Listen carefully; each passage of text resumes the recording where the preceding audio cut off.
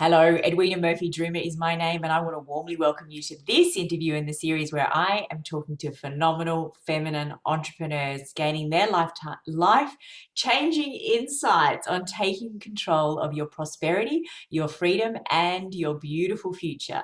Today, I have with us one of my dearest friends on the planet, the quintessential feminine phenomenal entrepreneur, Jaimsyne Blakely. Jaimsyne, welcome, darling, and thank you so much for being here.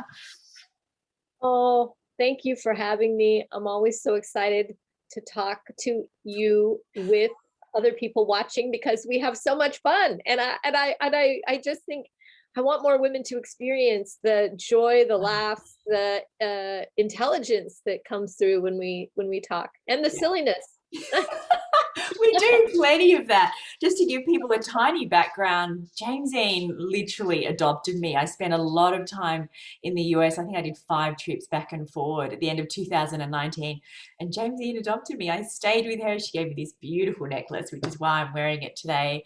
Brought it back to Australia. So I want to dive in.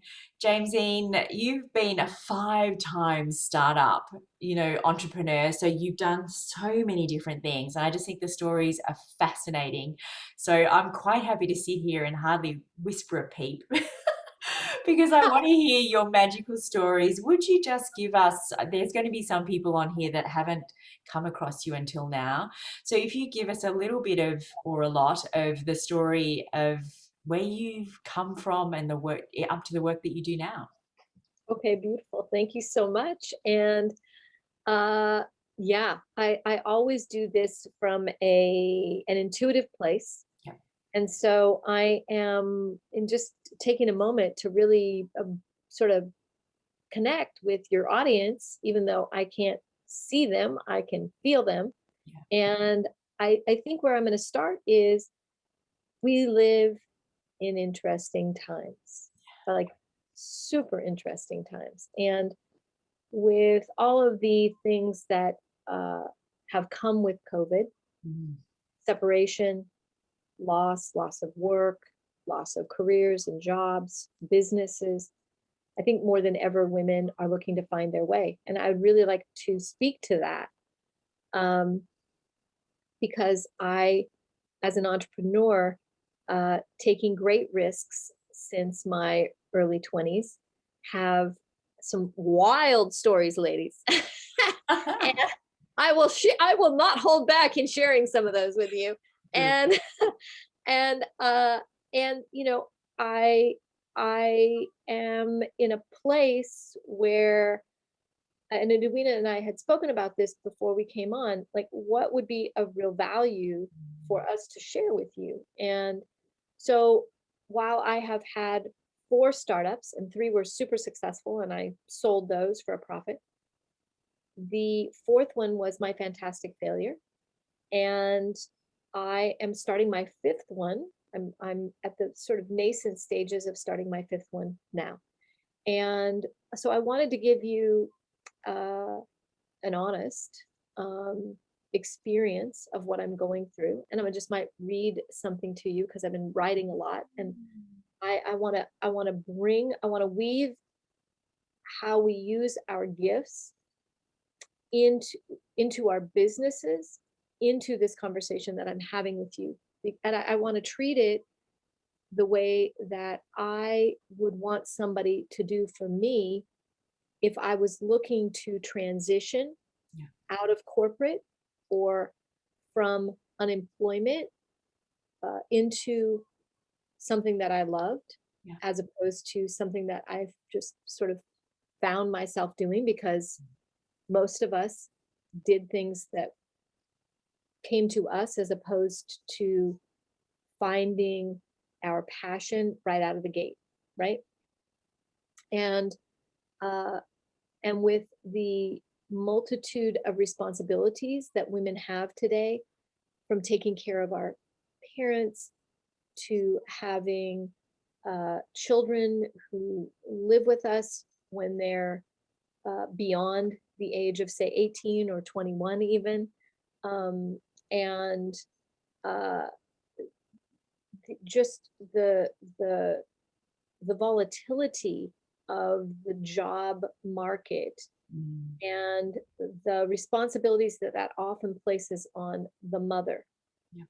or the female figure, the woman figure, and the woman in the household. And so, yeah, I it's interesting because I have been a men's coach for many years, and Mm. I've been very successful at that. And I'm going to tell you how I came to do that as well. But I've been very successful at that. And yet I have had this passion, uh, where literally, and Edwina knows this, I have not slept 5 whole nights in the last maybe 9, 10 days, Edwina. Uh, and it's my passion. And I have never had children, and I would never compare a business to a child, the birth of a business to a birth of a child. But there is something to be said for bringing something Yeah. into the world, Mhm. no matter what it is, right? So, and I want to mention something, because in my work, it's really important for me at this time to not do things from my head and my analytical brain, but instead to do it, to be pulled toward the thing that is calling to me, to allow myself to answer the calling. And I know that so many of your viewers right now are in that place. And uh, I think it's an international, global um, epidemic. We had the pandemic and we have this epidemic, right, of work. And we also have an awareness that we are going to have to work differently than we have in the past. And our financial burdens aren't going to lessen. And so how do we bring all that together? For me, my analytical mind had thought that it had very good ideas, and my soul, it's what I like to call my own inner knowing, my soul is what I've let guide me over the last many years, maybe decade, maybe 12 years. And that has been the greatest journey of my life. That is my real feminine um, leadership. It's uh, the butterfly turning to that gelatinous mess, uh, and the thoracic spine of a butterfly, the center of it, remains intact through this whole process. And I had an awareness one day that, um, in these shifts that I've made internally, wow, we're having an earthquake. We just had an earthquake. Oh, really? Yeah, I think that, ladies, I'm talking about something earth shattering, and we just had an earthquake. Wow. Yeah. Yeah, that was crazy. That was a real, I'm going to say that that was somewhere around a 4.5, 4.7. Oh, wow. Yeah, isn't that crazy? Ladies, look what we did. I told Edwina that we were going to break the internet, and instead we're having an earth-shattering time. The plates are moving. So, and isn't that what we're doing in our lives? Yeah. We are having these earthquakes. We are having these earth-shattering moments. And I'm going to bring my computer just forward a tiny bit. So, um, to go back before, I was interrupted by God for this special announcement. I, I, I, uh, have let some of my businesses. I have come to. I came to the place with all of my businesses where I knew that I had outgrown them. Mm. It wasn't even that I could keep them going if I wanted to. It just became so clear. I Yeah. had outgrown the businesses. Yeah. And I had some sexy, successful businesses, and which I'll also share with you. Yeah. Yeah. You have to. And okay, so one of the businesses is that created a company called, so I was an actress and a writer, a producer and a director. I had come to Los Angeles. I got in my car the day after I graduated from high school. And in the book, and I'm getting very emotional, but in the book, that is the accompaniment to this show, one of the questions that we all have answered is, what's the most difficult thing that you did? And for me, the most difficult thing, so emotional, was leaving my family. But I knew I had to go. And that is no different from where everybody who is looking to shift careers or focus with their work uh, is at, right? It's that where we know we need to leave home, Yeah. this place that's become, that is a comfort to us. I don't Yeah. want to say that it's become comfortable. It was a comfort to me, you Yeah. know? And so I took that big leap at barely 18. I had just turned 18 May 11th, and I left the first week of June. And uh, I set out on my own life. I knew that I wanted to go live my own life. And so I was an entrepreneur early on. And so as I progressed through these different businesses, and I had many small ones that I didn't tell you about, I've done like 47 things.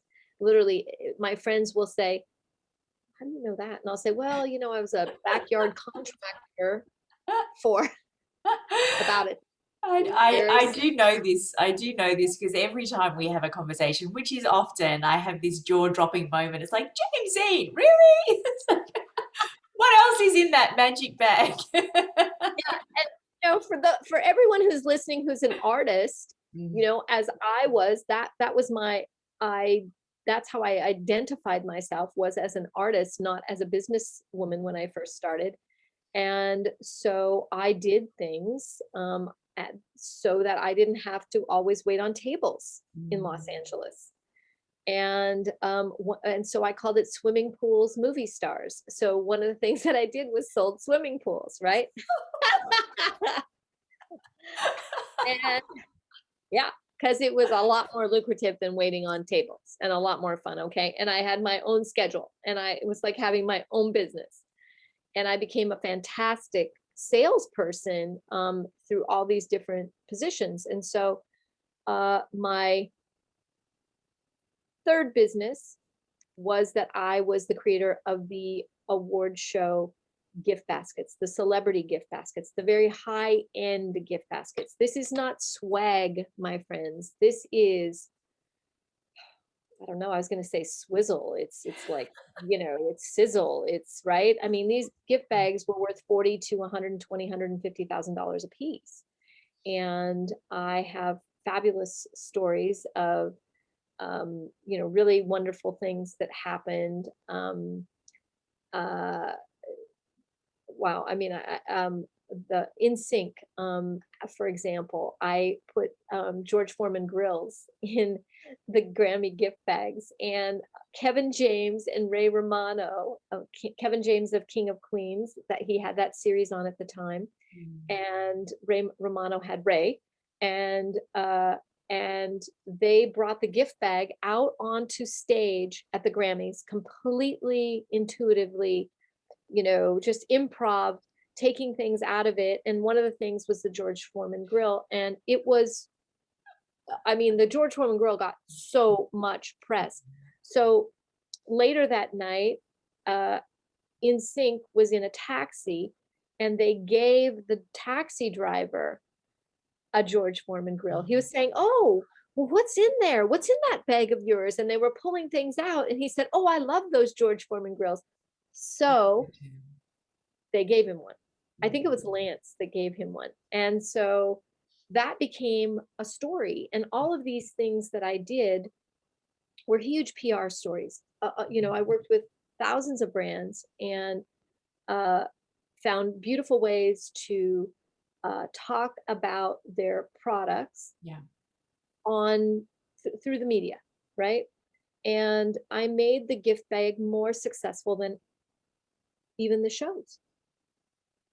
People wanted to know what was in the gift bags. I mean, Jay Leno had the gift bags. He had that guy that would go out, or gal, and they would just be on the road, and they took my gift baskets out, and he did segments on the gift baskets for us. And I gave his wife, who has a nonprofit, I would give her a gift bag, and she could auction that off and raise thousands and thousands of dollars with that gift bag. And so they love that. And so he was so appreciative, and we had this mutual admiration society where, he would promote us like that. I mean, you can't pay for marketing and advertising like that. My brands were just jaw dropped.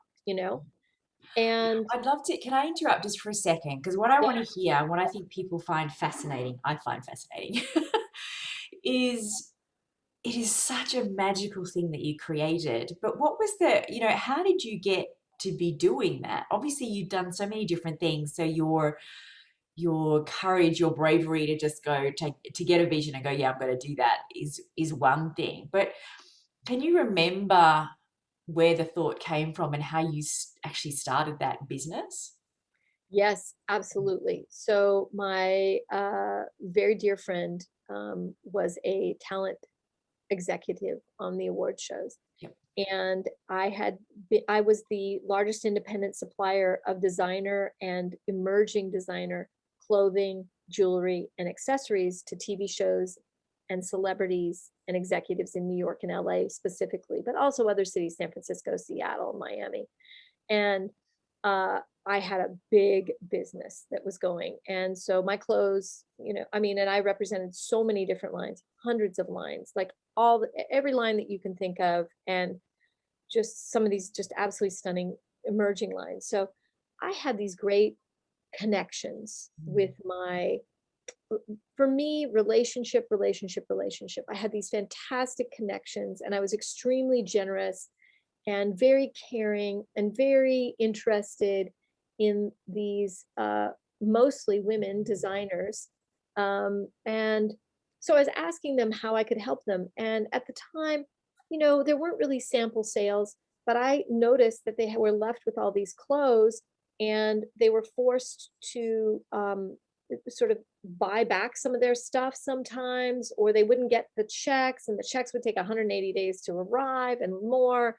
And it was a tough making fashion, uh, manufacturing, wholesale is a tough business. And so I would ask them, how can I help you? And I began to have these sales at my house, at my beautiful home in the Hollywood Hills. And I got all these celebrities to come. And then somebody said to me, hey, you should take these clothes to the TV shows, when you're doing a show. And I was like, that's a genius idea. Okay, I'm going to do that. So I got a rolling rack, put it in the back of my car, my trunk, set the thing up, and had all these clothes, put them on the rack. I knew what they would like at the various shows, and that became a business for me. Wow. Now, I asked my dear friend, after I'd been doing this a couple years and I wanted to expand, and I said, hey, what if I did a gift bag? And she said, well, there's somebody who I know. Her name is Karen Wood, and she owns a company called Backstage Creations, and she's still doing this work.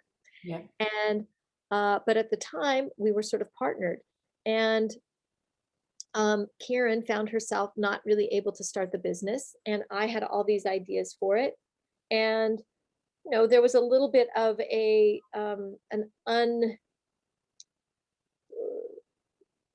we had some issues with Yeah. that. And so I took that and I created a vision for it, and I went my own way.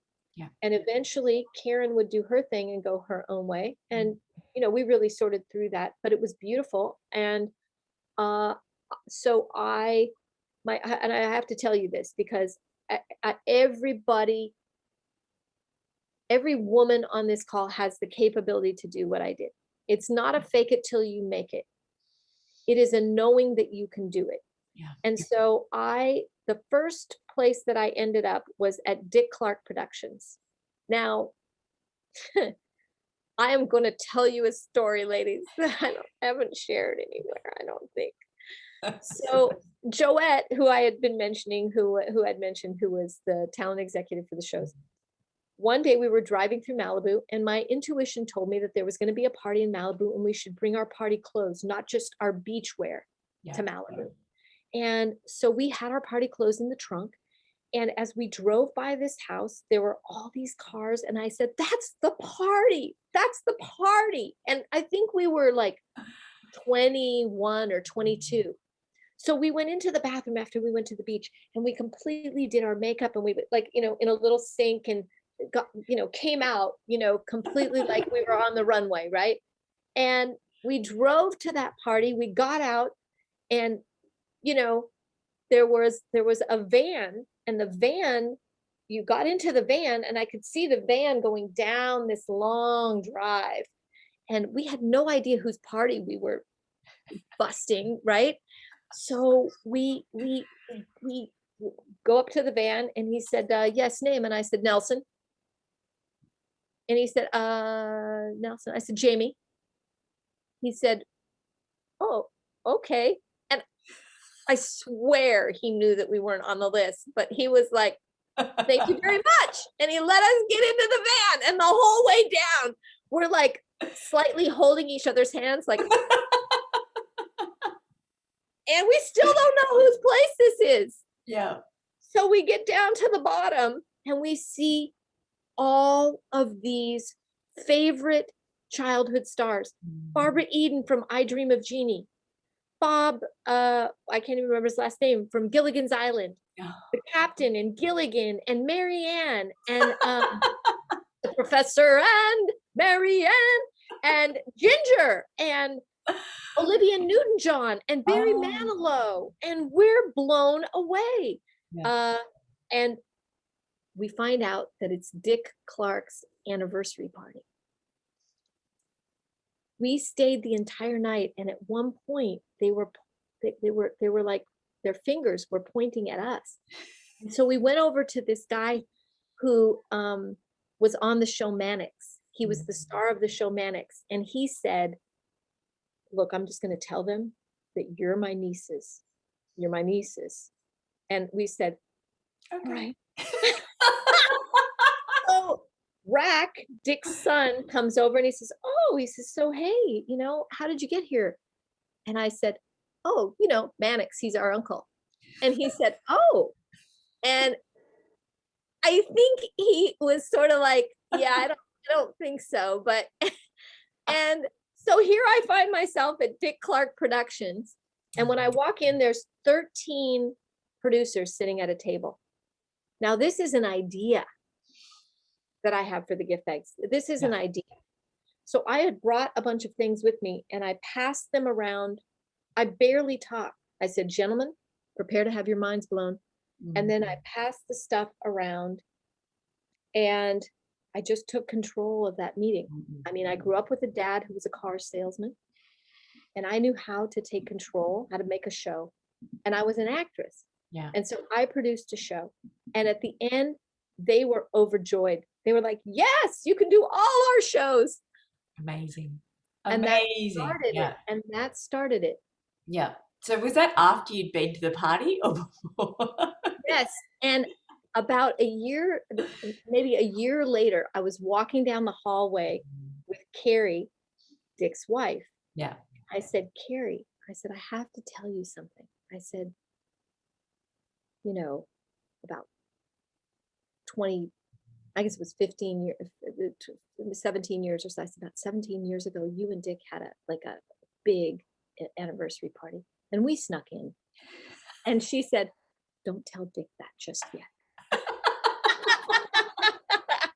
Eventually I did tell him, and I told his son Rack too, but it became this sweet thing, and this little inside joke between us, whose place you breaking into tonight, and so magic. I think, if I can pull one thing out of the story that you've just told, it really is relationships. And I think it's something that you do, and I've marveled at watching you in action. Because I don't think that a lot of people have that skill, and I'm intrigued where it comes from. I don't know if you even know yourself, but to give people, a little picture of what I've seen, we were part of a big training with a lot of people. There were 60 something people, and we would leave the training to go to a restaurant for a meal. And I would watch Jaimsyne would come up with the best place for everybody to eat. And we'd all go, of course, Jaimsyne. If you say it, we'll just follow along. And Jaimsyne always dressed to the nines, looking magnificent. I'm sure every day I saw you, I was like, Jaimsyne, what you're wearing is magnificent. We'd turn up, and then you would get hold of a menu. Everybody would be standing in line, and you would just go through and make sure everybody was okay. And like, have you tried this? And this is actually amazing. And I think you are the consummate hostess. And the way that you build relationships it's truly inspiring. It's beautiful. And I feel like I've learned so much through watching you, which is exactly what this show is about. It's about watching how other people are doing things and going, if she can do it, I can do it too. But this building relationships is something that I've really learned from you, and I value it. And so I'm just curious from your side how you see that in the way that you do things and the role that it plays in your life and the businesses that you build. Thank you for asking the question. That's a beautiful question. And thank you for what you shared as well. I appreciate that. Uh, if I could distill it down into a couple of things, one is that I genuinely love people, Mm, and I love to see people be happy, mm, and I love to spread joy. mm, And it's not difficult. It's, mm, and I'm not a complainer. mm, I'm a doer. I'm a problem solver. I'm a creator, and I use all those skills and bring them together mm, to sort of, what I notice is, especially in groups, most uh, people become insecure and undirected. mm. And so I generally direct them, but not direct them to do what I want them to do. Literally ask them, what do they want? Yeah. And I invite them to the party that's really happening, and I make it a party. And I think it's a combination of things. It's my grandmother and just the way she lived her life. It's my dad and soul adventures that I did with him. It's my grandfather and that Mm, deep caring, which my grandmother also had, but that just very deep caring. And there was no time limit on a conversation with my grandparents. And I don't rush people and I don't push them. And uh, and I know that um, when we come together, we're meant to have this energetic exchange. And mm. I'm looking to leave people better than I found them. Yeah. And it's not something that I'm consciously thinking about. It's just in me. I Yeah. did consciously think about it, and I made that decision when I was around 12. Mm, And I just and so I fill that role. And I'm not the person who takes all the attention either. mm. There are people that can do that, but often they take a lot of attention, and I'm not the person that's going to take a lot of attention in that way Yeah. either. I'll let everybody else shine. Yeah. And that feels like real leadership to me, It you know? is. It absolutely is. And one of the core values in my business, well, in my life and everything that I do, is providing a space for people to feel seen, heard, and valued. And I think it's just dawned on me that that's exactly what you do so beautifully. It's what I craved growing up into my 20s and 30s. It was really something that I craved. And I think, I even listening to Oprah, she talks about, the one thing that everybody says, whether it's Beyonce or a president or, they finish an interview and they say, is that okay? You know, we're all looking for that validation. We're all looking to feel like we've been seen, like we've been heard, like what we're putting out is valued. And I think that is, well, I know that is what you do so beautifully. Mm. Well, thank you. And, one of the reasons why we have such a kinship Mm. is because we, it's rare to have somebody who doesn't need to suck the oxygen or to have some acknowledgement or to, it's that thing of handling our own wounds Yeah. and and being able to talk about the things when they're up. And I feel it's really important to, I said that I would mention this when we first started the conversation. And when you start something new, what occurs is that these these things that have been dormant, that have been sort of at the bottom of the pond, get stirred up. Yeah. And you can, if you're not careful, you can believe that why that's happening is because you're not meant to do the thing that you're doing. Yeah. It's a natural occurrence, Mm. and it's happening to me right now. And I wanted to share that here I have this shiny story, Yeah. and and I have a shiny story about my men's coaching, and I could just continue to do that, but yeah, I really can't. My body almost won't let me. Yeah. It's insistent, like, you must be coaching women. And so, you know coaching women is so very different than coaching men. And it's not that I haven't coached women, it's just that my attention, intention, and focus is on it. And it's to create coaching containers. And this is something that you and I have talked about a lot, is the integrity and the ethics that we have about the work that we put out there. Mm. We're not doing it to make money Mm. solely. Yes, it's important that there's an exchange for value, Yeah. but we're not, but we are so concerned about the quality of teaching, coaching that we're putting out there.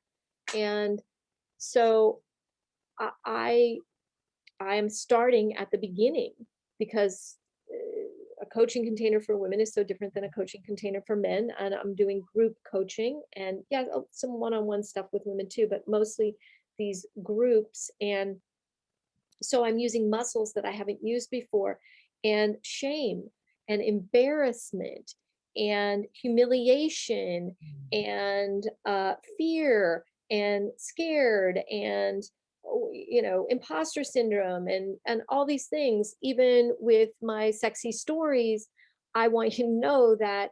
And also my sort of aplomb, Yeah. um, that I too have these experiences. And I have to say, this time around at 62, I'm embracing it. Yeah. I mean, personally, because we call each other and we share these breakdowns to breakthroughs that we're having with each Mm. other.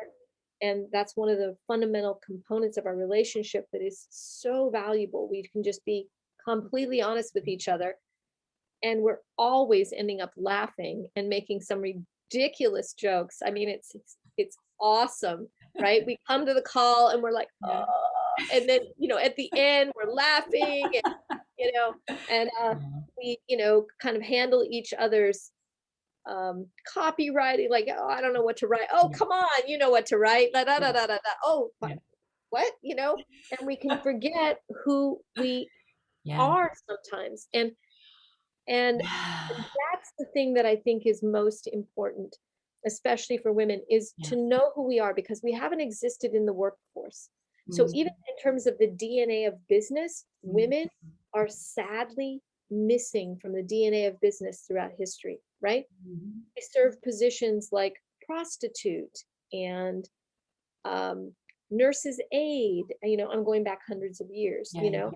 and thousands, unfortunately, with prostitution, because there were so few things that women were allowed to do. Mm. Cooks, maids, menial jobs that made very little money. And Mm. so this is in our DNA, and we carry this with us, and we're born with it. Mm. We're and we are the DNA changers. And our mothers, my mother is a DNA changer, and my grandmother was a DNA changer. My grandmother worked, but the pushback that they got from that, and the abuse that my mom suffered, um, even as a teacher, I mean, it was just, oh. Mm. And so the Me Too movement, and Yeah. the breakthroughs again that we have had as women, and 3% of women in the world are CEOs, roughly 3 to 4%.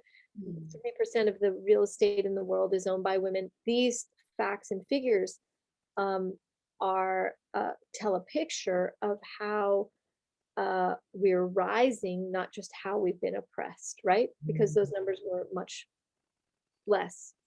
And so being willing to start where you are, and to have and having, and this is why coaching is so important. Yeah. We both have coaches, we coach each other, um, we coach people, Mm. and I and you and I are constantly working on ourselves, and that's a component of being a coach, is this continual process of evolution. Yeah. And we don't I don't feel that either of us are searching anymore. We're not in that perpetual searching mode. We're in that emergence, Mm. allowing our authenticity, our voice to get Yeah. richer and bigger and to expand. Yeah. And I feel like these are our women, Yeah. you know. And I think of it like peeling back layers of an onion. Like I feel like there's I don't know at what point I'm going to get to that golden core, but I feel like there's always, like there's layers. We accumulate through 50, 60 years, we accumulate a lot of layers of messaging about who we are in the world, what's possible for us, what we're yeah, capable of, and how we show up, how we dress, like all these things are how we decide to identify as a person, and how we show up in the world. And we can change that at any time, taking back these layers and going, okay, so who is the authentic? What do I really want? And it doesn't have to stay stagnant. It's not like you suddenly become something and that's it forever. yes. It is the, who do I want to be in this next chapter as I keep evolving and growing Ooh, with, yes. And with gray hair. which I love so much that you have embraced Yeah. uh, that silver sparkle. Mhm. That's what just came to me to say. Love Um, it. and you brought you illuminated something for me, where I had said earlier that I was going to share something, and that is uh, we are multi-dimensional Mhm. beings as women. We I remember when I first went to Stephen Covey's 7 Habits of Highly Effective People training, and they were all way older CEOs, and I was a waitress and an actress in LA, and I was so perplexing to them. I was such a unicorn. And but I was so into human potential, and have been since I was a kid, and personal development. And um, I,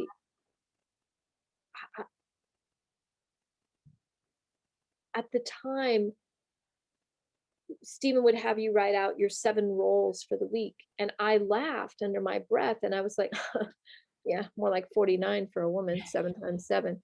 And somebody said, what? And I said, yeah, 7 roles for a woman. I said, oh my gosh, that's with one kid. And they were like, oh.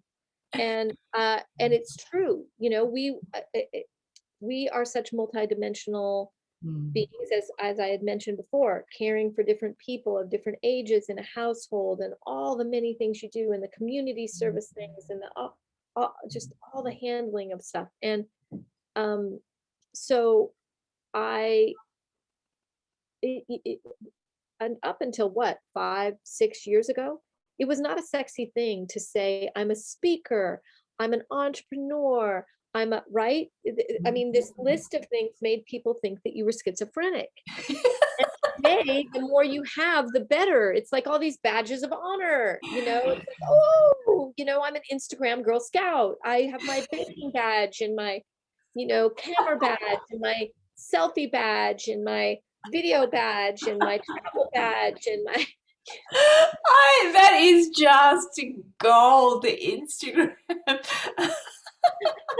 Girl Scout with the badges. We need to all come up with little blazers that have got the. yeah. They thought we were crazy when we Oh, were all these things before. I'm a yeah, seamstress and I make my own clothes. I'm an attorney and I'd like to own a restaurant. And it's like, and that is a friend of mine, you know what I mean? And that's not even all of it. And so I, I, for me, for so long, my writing, my acting, my public speaking, yeah. my mm, human potential work, um, they were all separate. Yeah. It's like I had to have separate websites almost for each of those, Yeah. right? And now, uh, unapologetically, Mm.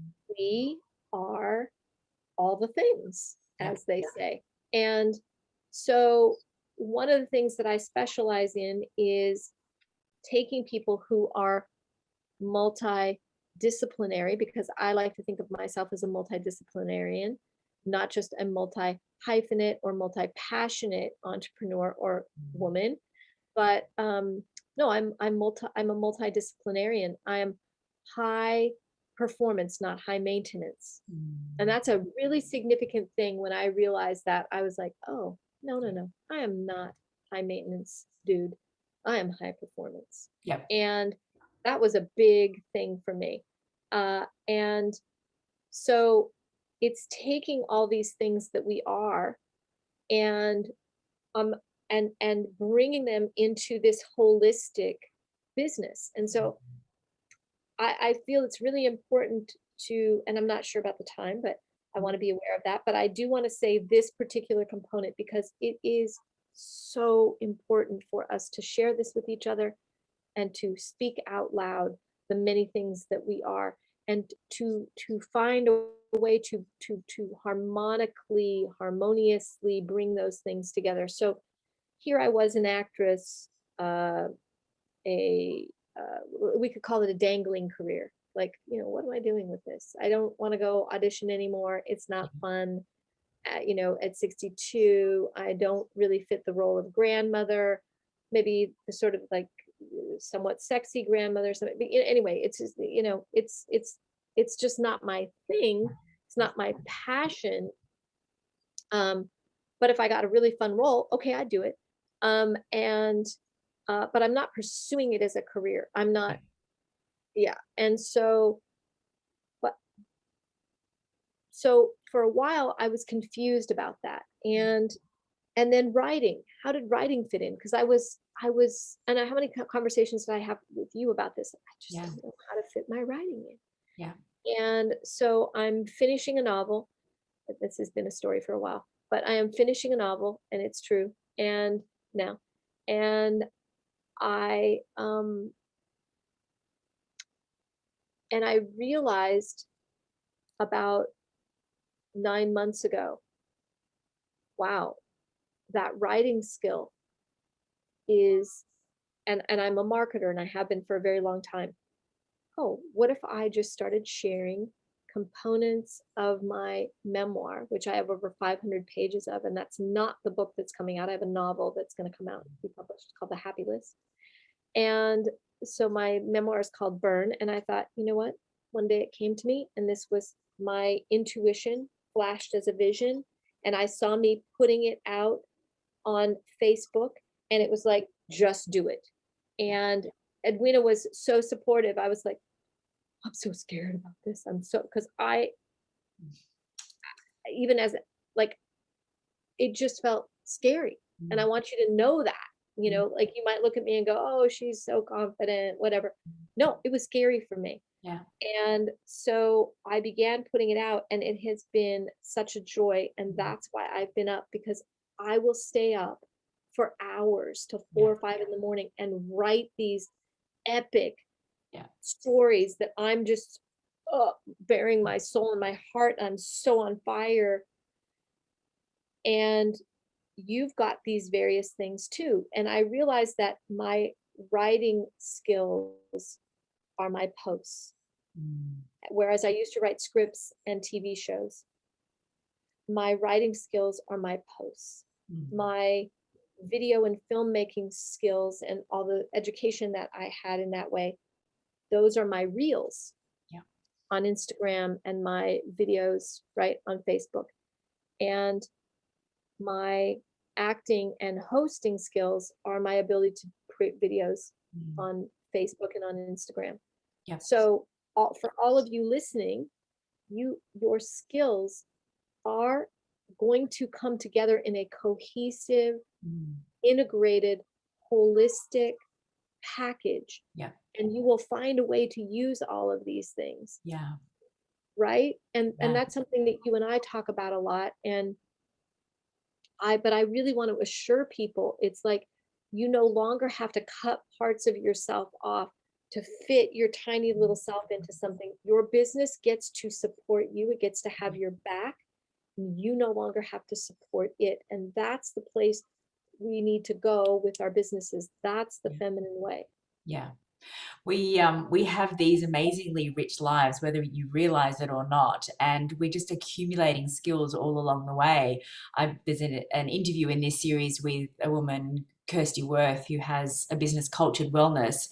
She had 5 degrees behind her. She traveled the world. She did all these things. She was on a very different path, but then she had 2 children who became very, very ill, and a son, they said he was going to be non-verbal, he would, never hit milestones and so on, and they gave her a terrible prognosis for his life. He was going to be living with them forever, and she decided to create a different story, a different outcome for him. And so she took everything that she learned how to research and how to, find a different path, and completely change the outcome of his life, and now shows other people how to do that. And I just share that story. Obviously, people are going to hear that interview, but everybody in this series brings with them these amazing multiple skills, multiple things that we've learned, these Yes. incredibly rich lives that we don't even realize we have, whether that's experiencing going through divorce, or a child that's something, or different careers, or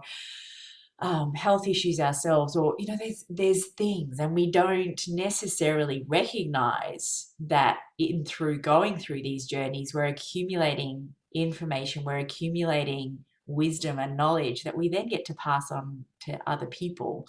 um, and this is the beautiful world that we live in now. You don't have to wait for permission to pass that on. You're not waiting for somebody to hand you a certificate or a diploma to say, now you're qualified to speak. You get to Yes. say, actually, this is my life experience. I'm not promising you it's going to work for you. I'm just saying this is what's worked for me. And if it helps you, I hope that you will hear the message. And as much as possible, I really want the women tuning into this to hear that. Yeah. And I know even I watched you just get so emotional about it, because I know how passionate you are about it. Mm. Yeah, I am. I am. I am. Yeah, because I her own story is so mm, profound in that way. mm, And all of us, I love that line, we are all of us just walking each other home. yes. Yes. Oh, I'm so glad I'm walking with you on this journey, Jaimsyne. I'm walking with you. Sweetheart, I know you have a lovely gift for our audience. Did you want to take a minute to tell them what that is? Sure. Sure. Thank you so much. So, the greatest gift for me has been to connect with my inner intelligence, what I call my divine intelligent operating system, God, Yeah. the divine, um, and the universe, whatever you desire to call it, and Allah, Buddha, whatever. And I uh, noticed that when I would ask first thing in the morning for the guidance. Yes, I had a series of things on my to-do list, but my guidance is really my ta-da list. And I would get very specific instructions, and so I put together a little booklet, and it's called Golden Time. And I call it Golden Time because it is a rich time. It's a Yeah. time of deep information that will bring you a lot of gold, money, currency, in the form of, like, there's so many different types of currency, but it'll make you a lot of money. It's made all my clients money. And that is just this: when you first wake up, this process. You can do it for 5 to 15 minutes or even longer. And so it just spells that out for you. And I am also going to give you I like to call them, instead of meditations, activations. So I'm going to give you an activation, an audio to go along with the book. And it's just a little booklet. It's a guide, and it's so easy to do, and it's amazing. So it's made me millions and millions and millions of dollars, and I would like to know your success stories with it. Yeah. And uh, so that's my gift. Thank you for Perfect. yeah, allowing me to give a gift to your audience. I so Yeah. appreciate it, and for bringing these incredible women together. I know that because we are dear friends, that we have discussed many of these women that have come on, and the care that you took Mm. to curate a show that isn't just slapping some things together. It's very specific, the women that you brought on. And I know some of these women, and I'm excited for everybody to be able to connect with them, and with all the guests that you brought on, and the way in which you care about people. And I know that you're going to have a lot of your clients watching. And I know when I say this, they're all going to go, oh, yeah, oh, yeah. The way that you care about people, and the way that you go about demonstrating that through everything that you do, is so profound. And so I just want to give you credit, Edwina, for, um, you took a risk to do this show. Mm. This is something that you haven't done before with the book, and you have put your money where your mouth is and where your vision is. And I just want to honor you for Thank that, you. because it's inspiring. And I want people to know that if they choose to coach with you, because I know that you have an offer too that you're going to be doing, that I just want them to know how profound it is to be coached by you. Yeah. And I really want to edify you. Thank you. Yeah. Thank you. That's so, so generous. I'm going to finish up with one last question for Mm. you. What does living a rich and prosperous life look like to Jaimsyne Blakely? Well, the first thing that came to me is it's just people. It's Yeah. people. It's the experiences that we have with them. And I know that um, impact equals income. And most women, we have had to be focused. It's in our DNA. Going back to that,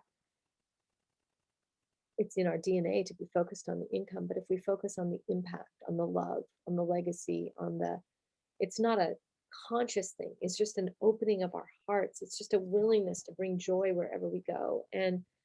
Um, and it's those memories, those experiences. And I'm always richly rewarded in every way when I bring the love and joy.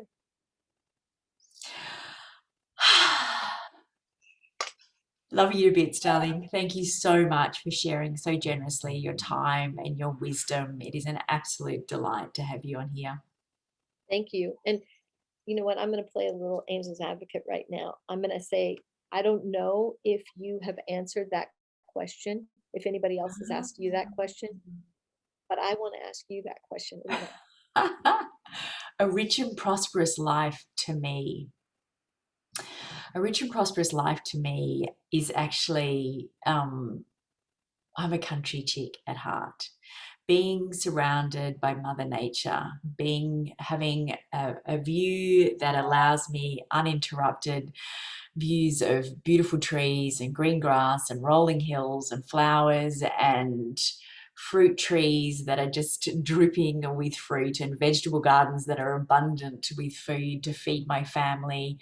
That's a rich and prosperous life to me. And absolutely the relationships and the friendships that I built on my entrepreneurial journey have been some of the most beautiful, amazing, magical relationships that have allowed me to grow into being the woman that I'm very proud to be now. So those things all combined, my beautiful children, my magnificent husband, that's a rich and prosperous life to me. Thank you for asking. You're so welcome. And Edwina, I hope that she has something very special that we talk about, and she hasn't really put it out into the world, but she just described it. It's that fresh flowers, fabulous food, and fairy Fairy lights. lights. And I felt it when you were sharing your rich life. I felt all of that, you know. Yeah. And so yeah, I'm so happy that we got to spend this time together, and that we got to spend it with these beautiful women that are watching. And um, I know that you're going to be talking to some of them, and I'm going to be talking to some of them perhaps. I just think that I will open up a few slots for people that want to talk to me for a 20-minute conversations too. That's what I'll Yeah. do too. Okay. That's magic. That's beautiful. Thank you so much, darling. All right. I don't doubt this will be the last interview that we record, but for now, we'll wind it up. Thank you so much. Carpe diem, my love.